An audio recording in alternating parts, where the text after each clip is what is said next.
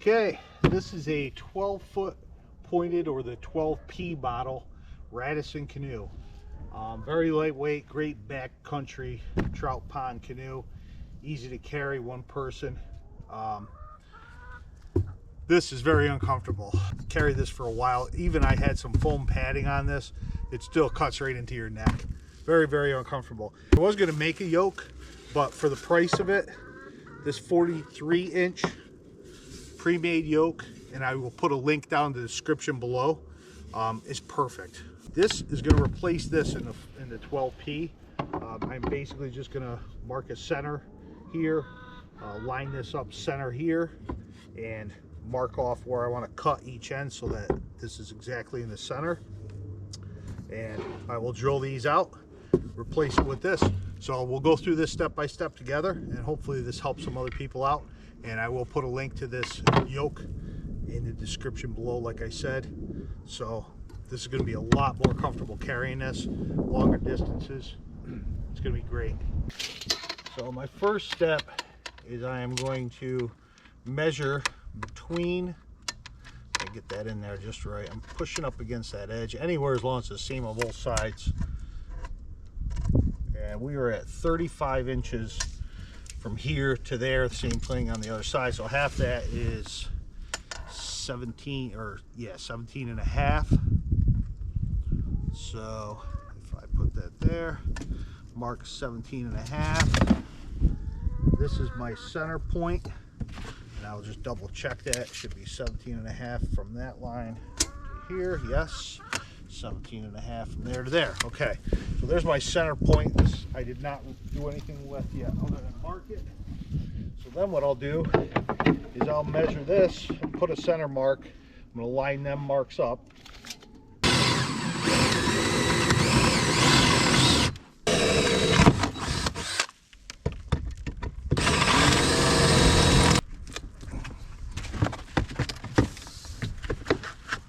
Okay, so that's out, and remember, the curve is that way. That's how it was. That's how it's going to go back in. Don't lose track of that. And I'm exactly 37.25 inches. Okay, so I don't want this to be the same size. So remember, I have my center mark here. Half of 37.25 is 18 5/8. So my center mark, 18 5/8. We're basically about where I put my mark. So I was just double checking, and we should be good there. 18 5/8. I got that all cut off nice and smooth. I have a table saw set up in a wood shop in the basement, but you could use a circular saw, a jigsaw, a hand saw, I mean anything, just to get a square cut there. Looks like it's going to fit because it does spread open a little bit, squeeze in there, but it does look like I'm going to have to pinch these up a little bit because obviously that's the width difference. So I grabbed a pair of water pump pliers. You can use vice grips, whatever. Just pinch under here and fold up a little bit on each side so that we'll be able to squeeze that in there, and we could tap that nice and flush later to the board if we want. I'll do this side. I think I can get it from over here.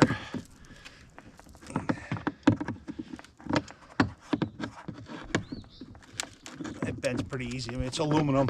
That's what makes these Radisson canoes light. They're like aircraft grade, thin aluminum. That might work. Okay, I curve to the front. I'm going to line this up, just kind of eyeball it so those existing holes are where they are. From the other one, pinch that down and drop it in.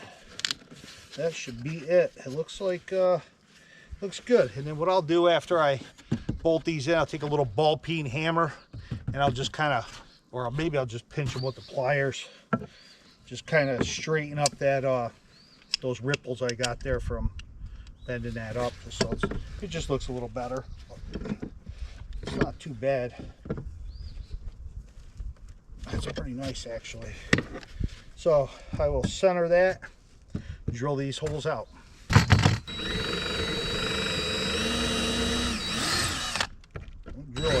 bit of an angle. A little bit of an angle going in. Just because I think it'll be a little easier to reach down here. So what I picked up, because this yoke does not come with hardware, I got some, everything's stainless steel, so it's not going to rust. I got some 10/24 inch and a half, and I wanted 1 1/4 inch, but they didn't have any. They actually had one package, and that wasn't enough because obviously you can't put 4 in a package, only 3, and I need 4. So I picked them up, some lock washers, some basic plain washers, and some vinyl lock nuts. So they're going to be double locked. Basically drill out your holes there and drop your, I'm going to put a washer, I think, on the top. I'll put a washer on the top and the bottom, just so it grabs a little more material right there. And like I said, they're stainless, so they're not going to rust. I will just take that.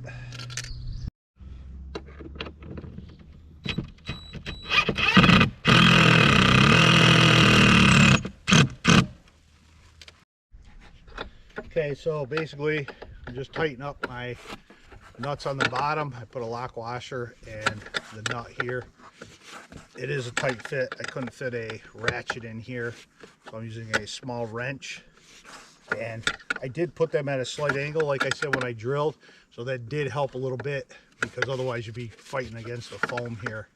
But I got one in. This one's almost tight. I'll get the other side in, and then we'll pick this up and see how she carries. Okay, there's the finished product. I did flatten these out a little bit with a ball peen, so they're nice and tight here. The screws hold it tight, but nothing will grab on it. Let's try it out.